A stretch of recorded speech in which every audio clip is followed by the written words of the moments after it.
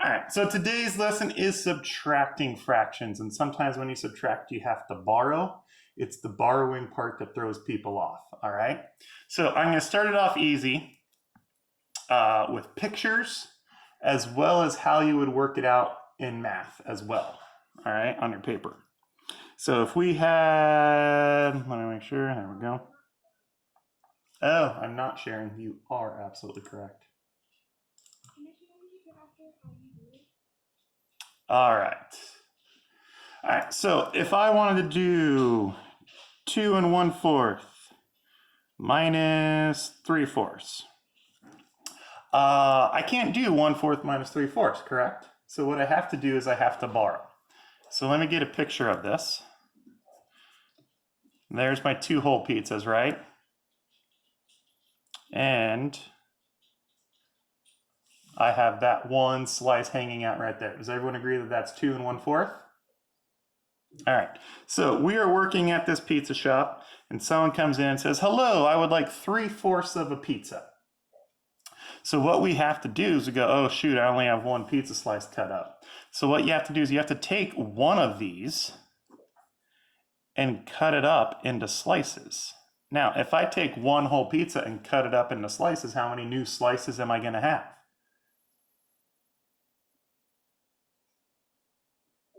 4. Got 1, 2, 3, 4. How many slices total do I have? I have 5 because I have the 4 new slices plus this one crusty old slice that's been sitting here all this time. All right, so what I have now is if I were going to make this a fraction, I have 1 whole pizza, and then I have pizzas cut up into 4 pieces, and I have 5 of those pieces, correct? All right, now I can easily give this guy his 3 pieces. I can give him this piece right here. There's 1. There's a second piece. There's his third piece. So when I subtract the 3/4, what am I left with? 1 4. I have 1 whole pizza with 2/4 left over. And now can I simplify 2/4?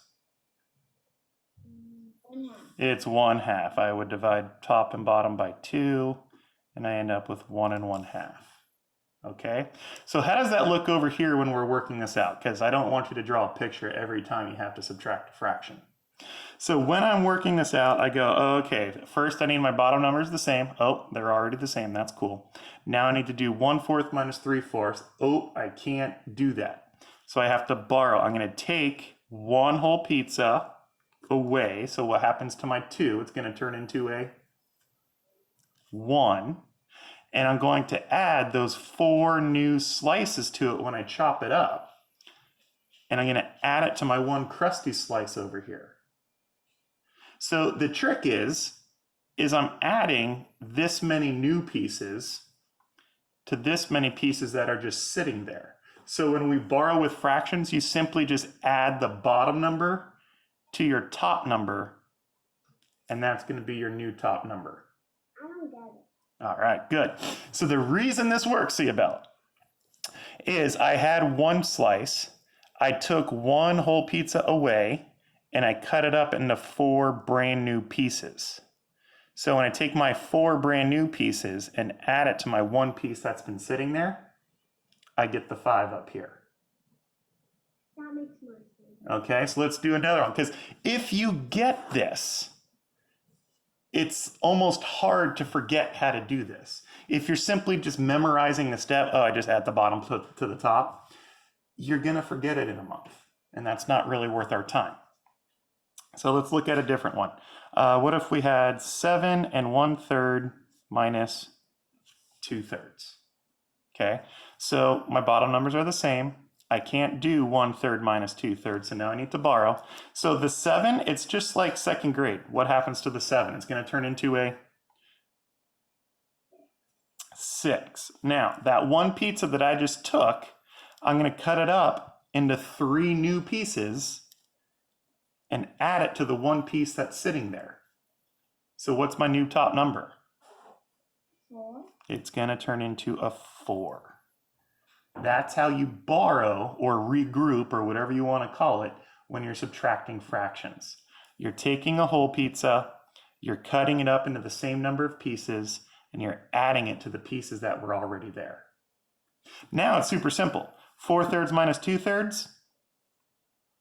2/3. 6 minus nothing. 6. Okay, is it making sense? Yeah. All right, let's do one more. 6. I'm sorry? For this, are we gonna be subtracting mixed numbers by mixed numbers? Yes, we are.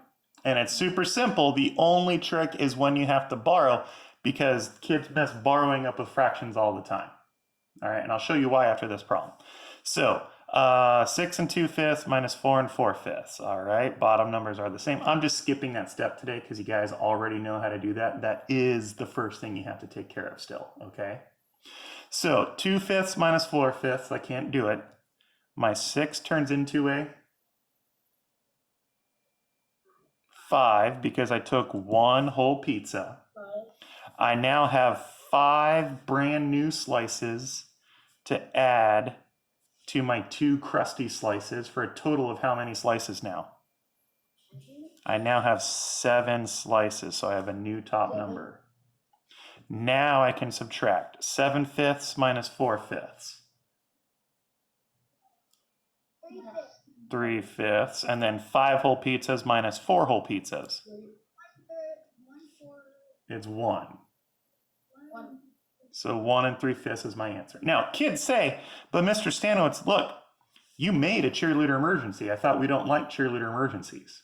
You're right. We don't like cheerleader emergencies when it's our answer.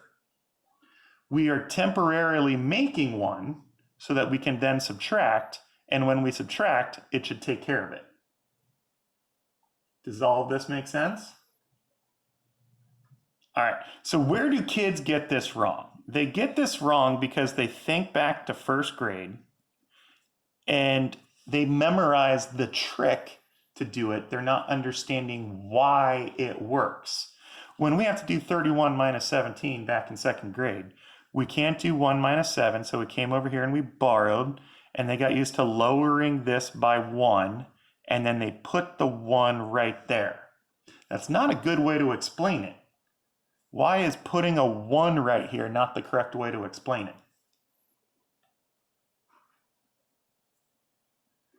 They're adding a 10. I'm adding a 10. Yes, I came over to the 3, which is in the tens column, and I said, hey, I'm going to take one of these 10s. Now, when I take a 10 and I add it to 1, it becomes an 11, so I can just simply put a 1 right there. But I didn't borrow 1. I borrowed 10 and added it to the 1 that was here. When I have, let me make sure I'm still on camera here. 3 1/8 minus 1 7/8.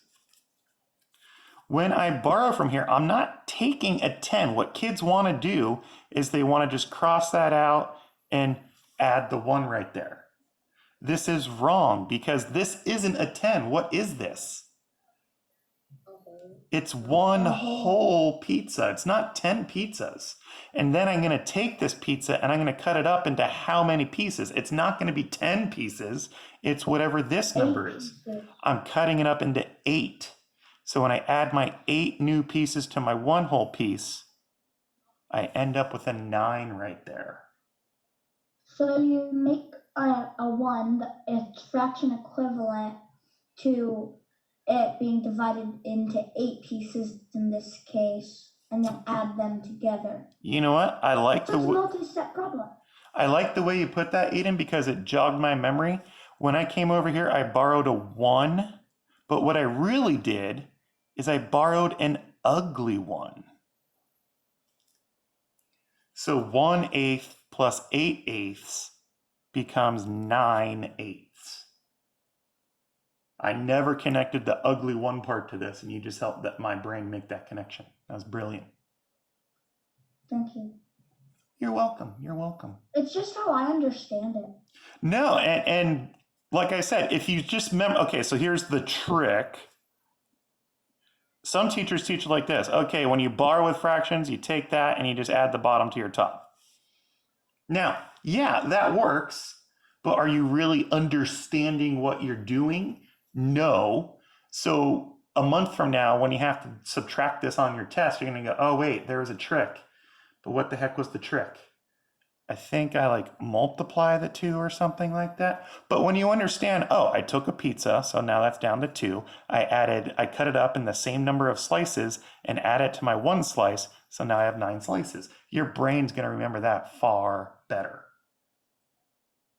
Alrighty. Are we going to be able to take the CASP this year? I think they have already canceled it. I'm not 100% sure on that. Let's put it this way. I'll be very surprised if we take it this year. Kind of crazy, right? We didn't get to last year, nor will we get to this year. I hear The you. year before, that was my first year.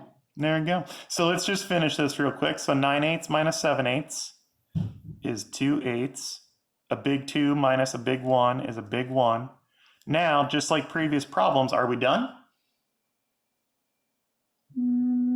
I don't have a cheerleader emergency. Why aren't we done? I can simplify the 2/8. So I'm going to divide this by 2 over 2. Don't forget the big number. It just slides right over. This turn 2 divided by 2 is 1. 8 divided by 2 is 4. That's our answer. Easy cheesy. If you don't get this, I think this is the strangest lesson in all of 5th grade. I think a lot of kids don't get this and they try their homework and they blow it. If you don't get it, don't worry. Come and ask questions, all right? All right, so I recorded this whole thing. I am now going to take video of the answer key. So Wait, you might want to take off your viewer thingy first because... don't worry about it. So here is 1 through 14 on assignment 6. Your screen is frozen. I know, it's on the video, it's not on a screen. And here's 15 through 25. And I would like you to do all the problems today.